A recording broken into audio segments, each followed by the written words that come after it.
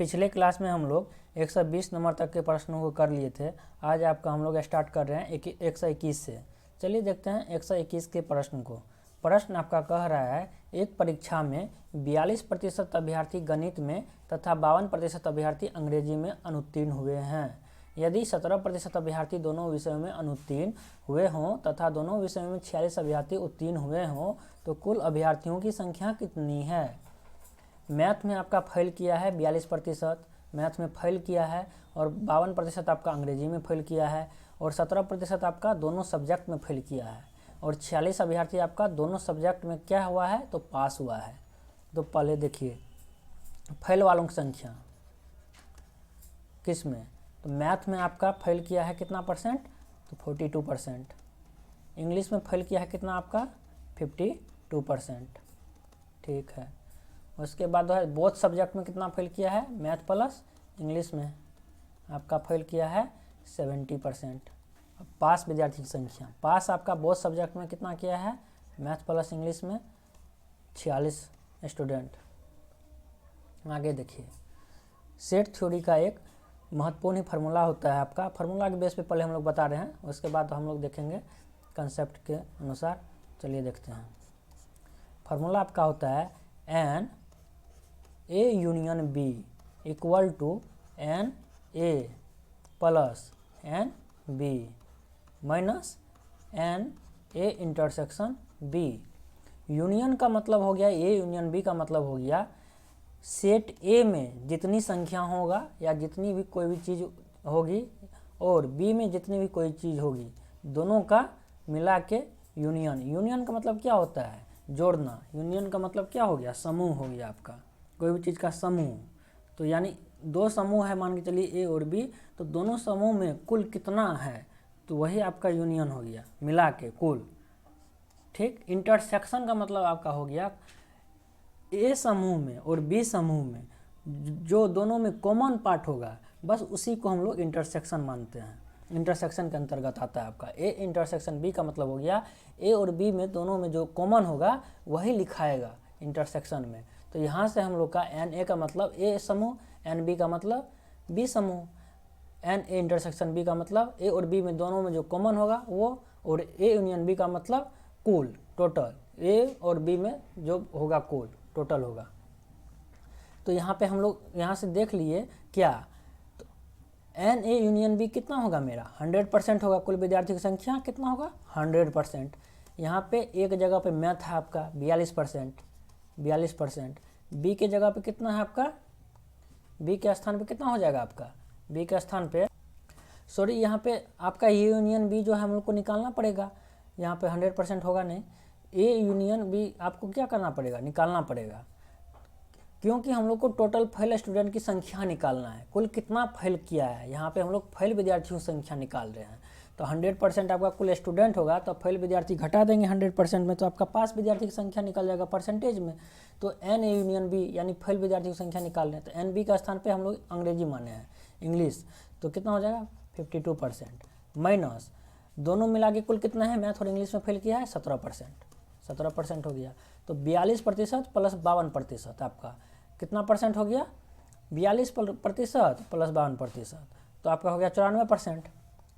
कितना परसेंट हो गया 94% माइनस 70%, घटाइएगा तो कितना परसेंट हो जाएगा, तो हो जाएगा आपका 77%। यानी कुल फेल कितना किया है आपका 77% कुल फेल किया है। तो टोटल स्टूडेंट मेरा कितना है 100%।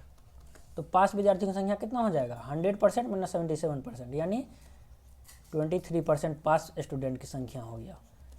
ठीक, अब यही संख्या आपका दिया हुआ कितना है 46 के बराबर है, यानी 23% बराबर कितना के 46 के, कितना गुना है 2 गुना है। विद्यार्थियों की कुल संख्या कितना है 100%, तो गुना 2 कीजिएगा, कितना हो गया विद्यार्थियों की कुल संख्या, तो विद्यार्थियों की कुल संख्या आपका 200 हो गया। तो ऑप्शन नंबर आपका जो है बी करेक्ट आंसर हो गया, ऑप्शन नंबर बी आपका करेक्ट आंसर हो गया। अब देखिए इसको हम लोग कंसेप्ट के अनुसार कैसे बनाएंगे इस सवाल को, कंसेप्ट के अनुसार भी हम लोग देख लेते हैं कैसे बनाएंगे। पहले मैथ वाला है, मैथ वाला दिया हुआ है आपका कितना, मैथ में कह रहा है आपका 42% फेल किया है।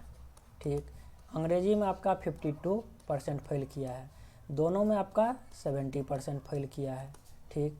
तो केवल आपका मैथ में कितना फेल करेगा, केवल मैथ में आपका कितना फेल करेगा, तो 42% माइनस 17%, तो 25%।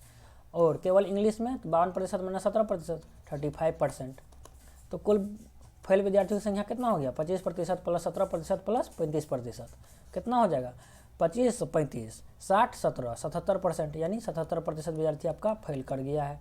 कुल विद्यार्थी की संख्या कितना होगा, 100% होगा क्लास में, तो 100% में 77% फेल कर गया है, तो कितना पास किया है, पास किया है 23%। सीधी बात है, 23% बराबर कितना के 46 के कितना गुना है, 2 गुना है, तो 100% बराबर कितना के 2 गुना बराबर 200 के। आंसर हो गया ऑप्शन नंबर बी। चलिए अगला प्रश्न को देखते हैं। प्रश्न आपका कह रहा है, राम अपनी मासिक आय का 20% अपने घरेलू आवश्यकताओं पर, शेष आय का 15% पुस्तकों पर तथा शेष आय का 30% कपड़ों पर खर्च करता है। अब उसके पास 9,520 रुपये बचते हैं, तो उसकी मासिक आय कितनी है। देखिए हम लोग मान लेते हैं राम की मासिक आय कितनी है, 100 रुपया।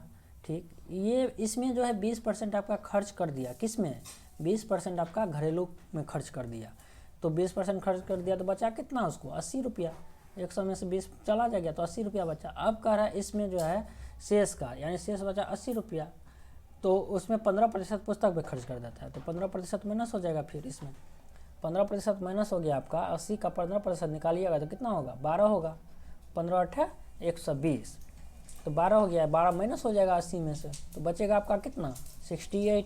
अब कह रहा है 68 में से आपका 30% कपड़ा पे खर्च करता है, तो माइनस हो जाएगा शेष में से, शेष 68 है, इसमें से 30% कपड़ा पे खर्च कर दिया, तो 68 दिया 204, तो 204 एक अंक के बाद क्या होगा दशमलव होगा, यानी 20.4 माइनस हो जाएगा 68 में से, तो बचेगा कितना आपका 47.6, यानी 47.6 उसको कुल बचत हुआ।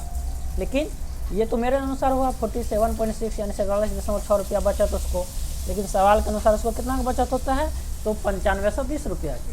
तो यही आपका कितने के बराबर 9520 रुपया के बराबर, कितने गुना है, तो 476, हम लोग मान लेते हैं दशमलव नहीं है, तो 476 गुना 2 952, 952 पे 0 है, और ये दशमलव हटाइएगा तो 0 आएगा, तो यानी 2 पे कितना 0 2 0, तो 100 कितना गुना, तो 200 गुना, तो कितना हो गया 200 पे 4 2 0, तो 20,000 आंसर हो गया। ऑप्शन नंबर आपका सी करेक्ट आंसर हो गया है। यानी उसकी मासिक आय कितनी है, तो उसकी मासिक आय, राम की मासिक आय 20,000 रुपया हो गया, ऑप्शन नंबर सी। चलिए अगला प्रश्न को देखते हैं। प्रश्न आपका कह रहा है 123 नंबर का, नताशा ने अपने मासिक वेतन का 45% खरीदारी पर खर्च करने का निर्णय लिया। नताशा जो है अपने मासिक वेतन का 45% खरीदारी पर खर्च करने का निर्णय लिया। रुपया 11,475 खर्च करने के बाद उसे ज्ञात हुआ कि यह धन उसके द्वारा खर्च किए जाने वाली राशि का 60% था। नताशा का वेतन कितना है। नताशा जो अपने मासिक वेतन का 45% खर्च करने का निर्णय लिया था, लेकिन जब खर्च करने के लिए गई तो उसको पता चला कि 45% जितना हम सोच के चले थे कि 45% खर्च करना है, उसका ये 60% है, यानी 45% का 60% है। 45% का आपका कितना परसेंट है 60% है, बराबर कितना के 11,475 के। यही आपका कितना बराबर है 11,475 के बराबर है।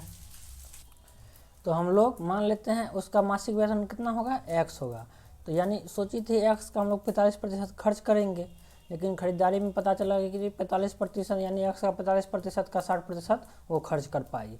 तो x का मान हम लोग को निकालना है, तो x बराबर कितना हो जाएगा 11,475 बटे 45%, यानी 45 गुना 60 कीजिएगा, ऊपर में कितना गुना हो जाएगा 100 गुना 100 परसेंट यहाँ पे दीजिएगा। 45% को क्या लिखिएगा 45/100, 60% को 60/100, तो 100 ऊपर में गुना हो जाएगा 2 बार। अब इसको काट दीजिए, 0 से 0 कैंसिल, 9 से काटिए, 9 5 45, 9 एकम 9, 9 दूनी 18, 9 7 63 और 9 5 45, 1275 होगा। फिर जो है 5 से काट दीजिए, 5 से काटिएगा कितना होगा 5 दूनी 10, बचा 2, 7 5 25, 5 25, 255। अब 255 जो है आप क्या करेंगे, हम लोग 3 से काट देंगे, 6 को 3 दूनी 6, 3 8 24, 3 पचे 15 यानी 85। अब इसको काट दीजिए, 2 पंचे 10 यानी कितना हो गया 85 गुना 5। 85 गुना 5 कितना होगा आपका 85 गुना 5 255 होगा, सीधी बात है। सॉरी 255 नहीं होगा, 8 पंचे 40 हो गया आपका, 400 पचे 25 कितना हो गया तो 425 हो गया। तो 425 पे 00, तो मासिक वेतन कितना निकल गया हम लोग का x बराबर 42,500 रुपया। ऑप्शन नंबर सी आपका करेक्ट आंसर हो गया।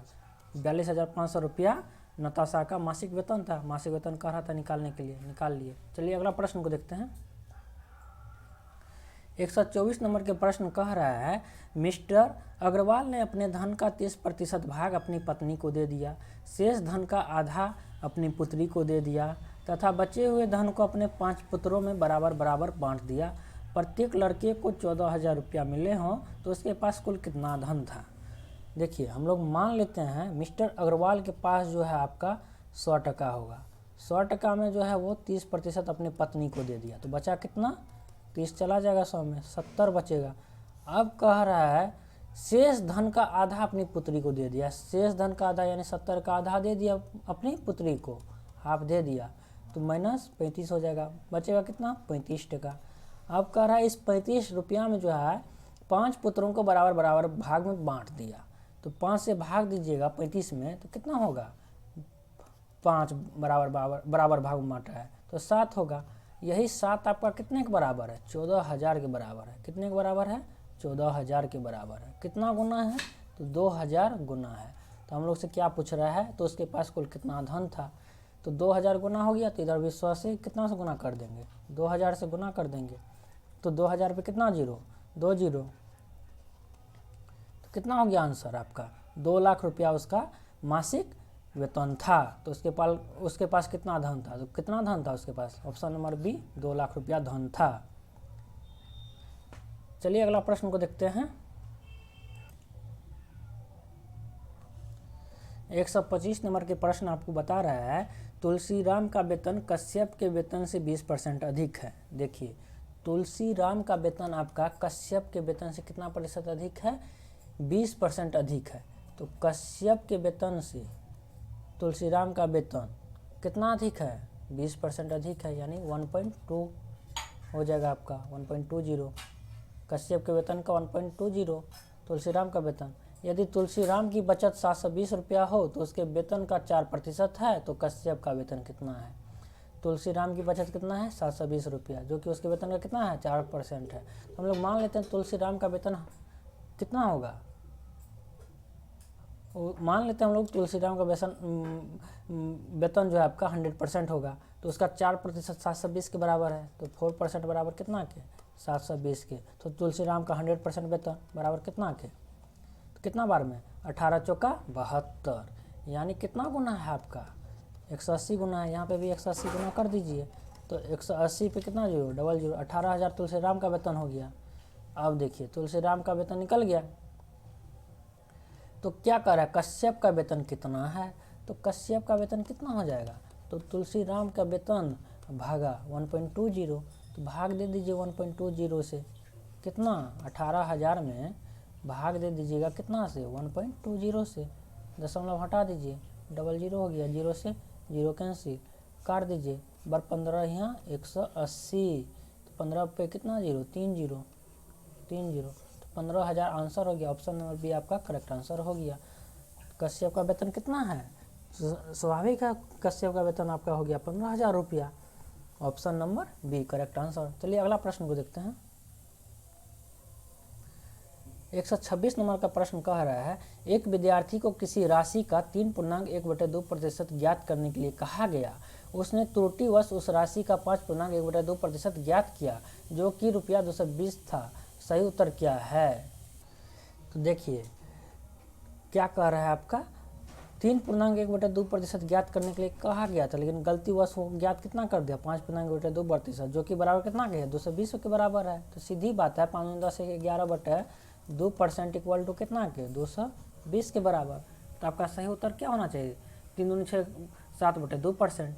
तो हम लोग को निकालना है कितना 7/2%, कितना के बराबर, तो 220 गुना कितना हो जाएगा, 11 नीचे 2 ऊपर गुना 7/2, 2 से 2 कैंसिल, 11 दूनी 22, 20, 20 सत्तर 140, 140 आपका सही उत्तर हो गया। ऑप्शन नंबर बी आपका करेक्ट आंसर हो गया।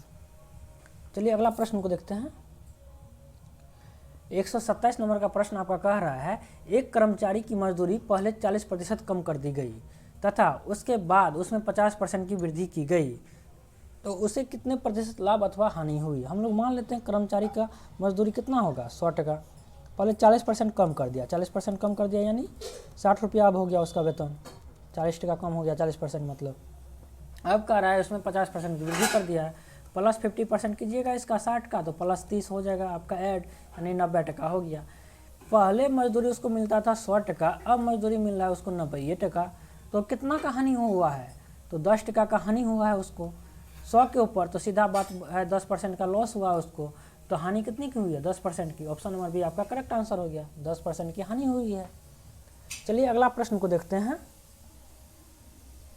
128 नंबर का प्रश्न कह रहा है, किसी परीक्षा में ए तथा बी क्रमशः अधिकतम अंकों का 60% तथा 30% अंक प्राप्त करते हैं, इनके प्राप्त अंकों का योग 783 है, परीक्षा में पूर्णांक कितने हैं। देखिए पहली बात तो ए और बी के लिए कुल कितना का एग्जाम हुआ होगा, ए के लिए जितना का एग्जाम हुआ होगा कुल, बी के लिए भी उतना का ही एग्जाम हुआ होगा कुल, तो यानी दोनों का बेस समान है, दोनों का बेस समान है तो परसेंटेज आपस में जुड़ जाता है, तो 60% प्लस 30%, 90%, 90% कितने के बराबर है, यहाँ पे इनके प्राप्तांकों का योग दिया हुआ है 783 के बराबर है, तो 783 के बराबर है। तो परीक्षा में कह रहा है कितने का पूर्णांक था, पूर्णांक कितना परसेंट का होगा, 100% का होगा, सीधी बात है। तो 783/90 इंटू 100, 0 से 0 कैंसिल, 9 से काट दीजिए, 9 8 72, बचा 6 पे 3 63, 9 7 63, यानी 870 870 ऑप्शन नंबर बी आपका करेक्ट आंसर हो गया। यानी आपका एग्ज़ाम जो है कुल कितना का हुआ होगा, तो 870 नंबर का आपका कुल एग्ज़ाम हुआ होगा। चलिए अगला प्रश्न को देखते हैं। 129 में आपका कह रहा है 1 से 70 तक की कितने प्रतिशत संख्याओं के वर्ग के अंत में 1 आता है। तो हम लोग देखिए कह रहा है 1 से लेके 70 तक संख्या है मेरा, उस सब का जो वर्ग हम करेंगे तो कितने संख्या के वर्ग के लास्ट में कितना आना चाहिए, मेरा 1 आना चाहिए। यही चीज़ हम लोग से पूछ रहा है। तो कितने प्रतिशत जो है 1 से 70 तक की कितने प्रतिशत संख्याओं के वर्ग के अंत में कितना आता है, 1 आता है।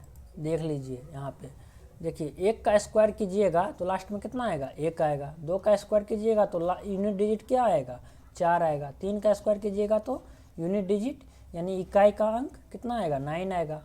4 का स्क्वायर कीजिएगा तो 16 आएगा, इकाई का अंक 6। 5 का स्क्वायर कीजिएगा, इकाई का अंक 5। 6 का स्क्वायर कीजिएगा तो इकाई का अंक 6। 7 का स्क्वायर कीजिएगा तो इकाई का अंक 9। 8 का स्क्वायर कीजिएगा तो इकाई का अंक कितना, 4, 64 होता है।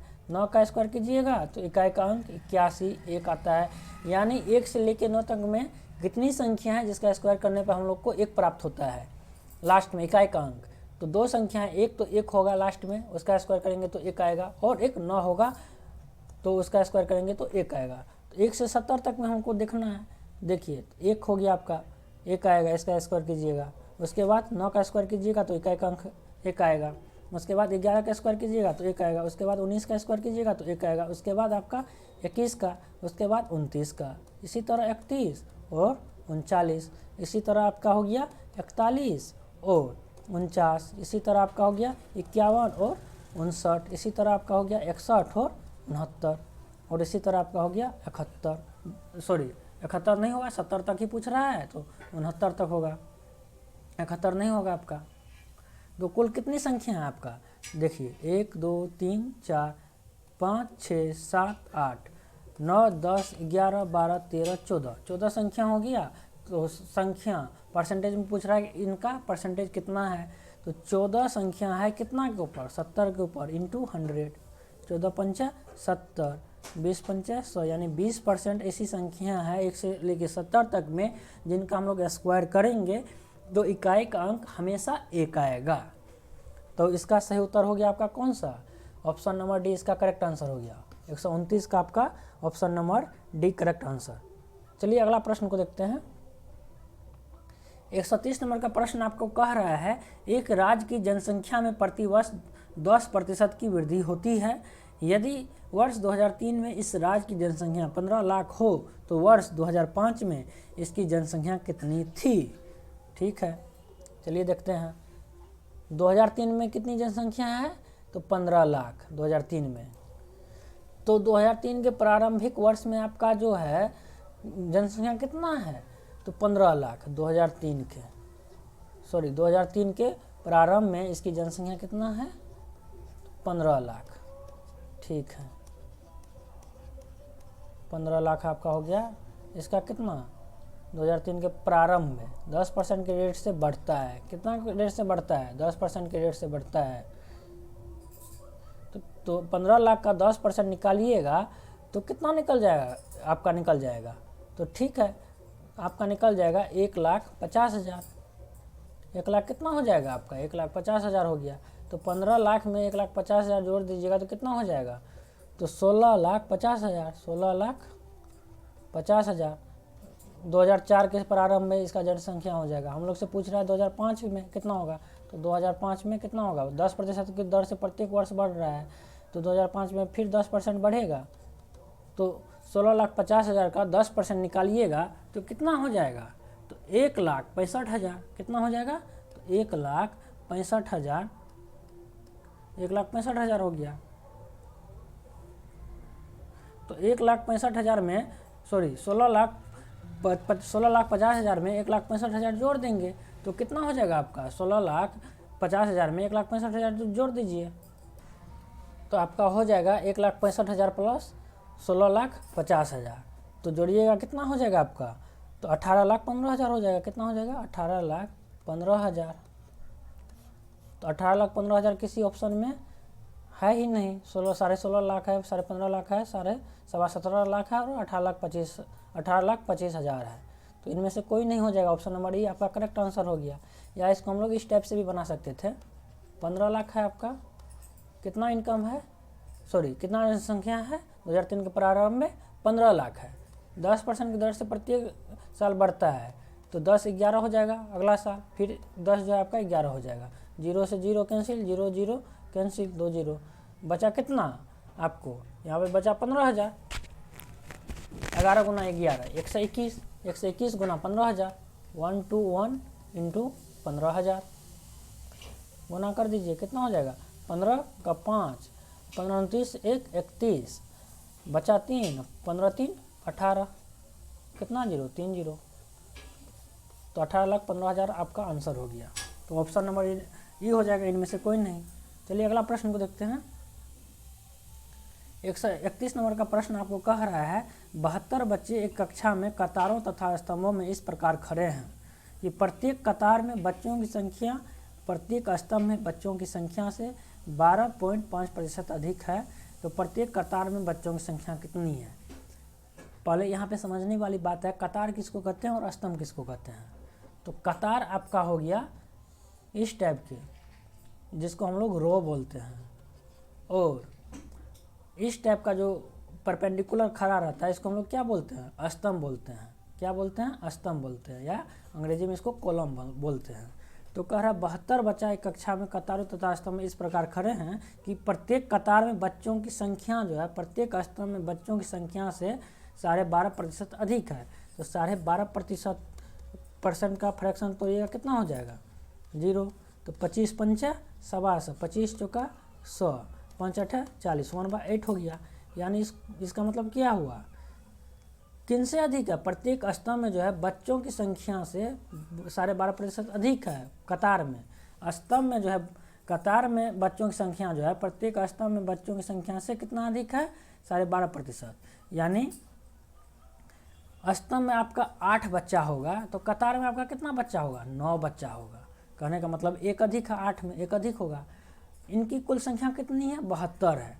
तो इस देखिए, तो 8 बच्चा आपका हो गया कौन चीज़ में, 8 बच्चा आपका हो गया स्तंभ में, 8 बच्चा स्तंभ में हो गया। तो कुल कितना बच्चा है, 72 बच्चा है। तो 8 9 72, यानी 9 को आपका क्या बनेगा, स्तंभ बनेगा। 2 2 4 2 6 7 8 9, 9 को स्तंभ बनेगा। इसी तरह आपका 9 को क्या बनेगा, 9 गो जो है आपका कतार बनेगा, तो 9 8 72 गो बच्चा है आपका कुल। तो कह रहा है प्रत्येक कतार में बच्चों की संख्या कितनी है, तो प्रत्येक कतार में आपका बच्चों की संख्या कितनी है, प्रत्येक कतार में आपको बच्चों की संख्या 9 हो गया। ऑप्शन नंबर आपका कौन सा सही हो जाएगा, ऑप्शन नंबर आपका ए करेक्ट आंसर हो गया। चलिए अगला प्रश्न को देखते हैं। 132 नंबर के प्रश्न कह रहा है 2 उम्मीदवारों के बीच एक चुनाव में एक उम्मीदवार को कुल वैध मतों का 55% मत मिले। यदि कुल मत 15,200 हों तथा 15% मत अवैध घोषित कर दिए गए हों तो दूसरे उम्मीदवार को कितने वैध मत मिले।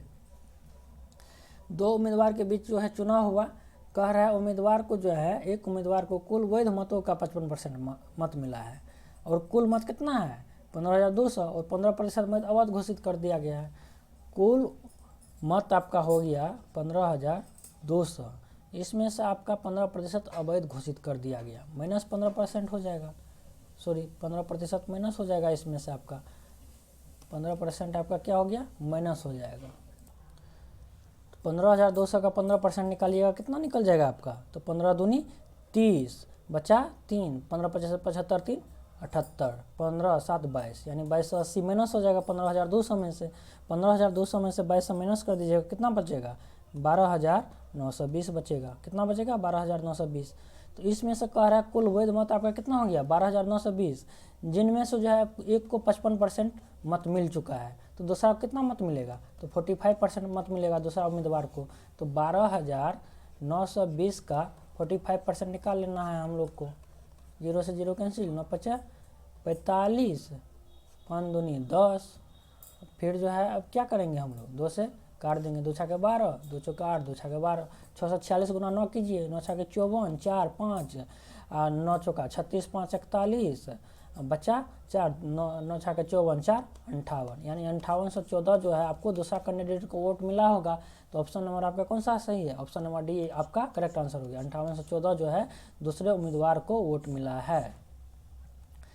चलिए अगला प्रश्न को देखते हैं, 133 नंबर के प्रश्न को। 133 नंबर के प्रश्न कह रहा है एक चुनाव में 2 उम्मीदवार हैं, एक उम्मीदवार को 71% मत मिलते हैं तथा वह 756 मतों से चुनाव जीत जाता है। कुल मतों की संख्या कितनी है। देखिए एक चुनाव हुआ है, ठीक, कह रहा है 2 उम्मीदवार है, एक उम्मीदवार को 71% मत मिला, तो कुल मत आपका 100% होगा। एक को जब 71% मत मिल चुका है तो दूसरा कितना मिलेगा 29% मत मिलेगा, सीधी बात है। कह रहा है वह 756 मतों से चुनाव जीत चुका है, यानी पहला उम्मीदवार 756 मत ज़्यादा लाया दूसरे उम्मीदवार से। तो कितना परसेंट ज़्यादा मत लाया है पहला कैंडिडेट, 71% है, और आपका इधर कितना परसेंट है 29% है, तो कितना परसेंट हो गया आपका, कितना परसेंट ज़्यादा मत ले आया, तो आपका जो है 42% ज़्यादा मत ले आया। कौन, पहला कैंडिडेट, लेकिन कितना मत दिया हुआ ज़्यादा लाया, 756 मत ज़्यादा लाया है। तो यही ना आपका 42% इक्वल टू कितना के 756 के। तो कह रहा कुल मतों की संख्या कितनी है, कुल मतों की संख्या कितनी है, तो 100% बराबर कितनी की 756 बटे 42 इंटू 100। अब जो है काट दीजिए, 14 तिया 42, 14 पंचे 70, 5 5 पे 6, 14 चौका 56, 54 हुआ, 3 से काट दीजिए, 3 कम 3 3 8 24 18, यानी 18 पे डबल 0 1800, यानी कुल मत कितना था 1800 था। कुल मतों की संख्या 1800, ऑप्शन नंबर बी आपका करेक्ट आंसर हो गया 1800। चलिए अगला प्रश्न को देखते हैं। 134 नंबर के प्रश्न कह रहा है आपका 2 उम्मीदवारों के बीच हुए एक चुनाव में एक उम्मीदवार को कुल वैध मतों के 52% मत मिले तथा कुल मतों के 25% मत अवैध हैं। यदि कुल मतों की संख्या 84 हो तो दूसरे उम्मीदवार को कितने वैध मत मिले। 2 उम्मीदवार है, ठीक है, कह रहा है एक उम्मीदवार को जो है कुल वैध मतों का कितना मिला 52% मत मिले, और कुल मतों के 25% मत क्या है अवैध है। यदि कुल मतों की संख्या 8400 है तो दूसरे उम्मीदवार को कितने वैध मत मिले। ठीक है, 8400 का 25% अवैध है तो वैध मत कितना हो जाएगा 8400 का वैध मत 75%। ठीक है, वैध मतों का 52% जो है पहला कैंडिडेट को मिल गया है तो दूसरा कैंडिडेट को कितना मिलेगा 48% ना मिलेगा, तो 48% दूसरा कैंडिडेट को हमको निकालना है, निकाल लेते हैं। डबल जीरो से आपका डबल जीरो कैंसिल, 25 तिया 75, 25 चौका 100, कट जाएगा कितना बार में, 12 चौका 48। अब यहाँ पे गुना कर दीजिए, कितना 84 गुना 3 गुना 12, 84 गुना 3 गुना 12 हो गया आपका कितना, 4 तिया 12 बचा 1, 8 तिया 24 1 25 गुना 12, 12 दूनी 24 बचा 2, 12 पंजे 60 2 62, 6 12 दूनी 24 6 30, तो 3024 हो गया आपको क्या, दूसरे उम्मीदवार को जो है 3024 मत मिला है, दूसरे उम्मीदवार को कितना वोट मिला है, तो 3024 वोट मिला है दूसरे उम्मीदवार को। ऑप्शन नंबर सी आपका करेक्ट आंसर हो जाएगा 134 नंबर का। चलिए अगला प्रश्न को देखते हैं। 135 नंबर का प्रश्न आपको कह रहा है 3600 का 7/9 का 45% का 35% कितना है, 3600 का 7/9 का 45% का 35%, बस सॉल्व कर देना है। डबल जीरो से डबल जीरो कैंसिल हो गया आपका, 5 9 45, 20 पंचा 100, 5 चौका 20, 5 7 35 हो गया आपका, और 9 से 9 कैंसिल हो गया, 4 9 36 हो गया, 9 7 63 और 63 7 7 6 के 42, 7 21, तो 420 प्लस 21 441, तो ऑप्शन नंबर आपका कौन सा सही हो जाएगा, ऑप्शन नंबर आपका एक करेक्ट आंसर हो जाएगा। 135 का कितना हो गया, तो 441, ऑप्शन नंबर एक करेक्ट आंसर। आप लोग वीडियो को अधिक से अधिक लाइक शेयर और सब्सक्राइब कीजिए चैनल को। हम लोग जो है RS अग्रवाल का पूरा बुक यहाँ पे सॉल्व करवाएंगे, और हो सकता है हम लोग प्रैक्टिस सेट भी बनवाए इस चैनल के माध्यम से। तो वीडियो को देखने के लिए आप लोग को धन्यवाद।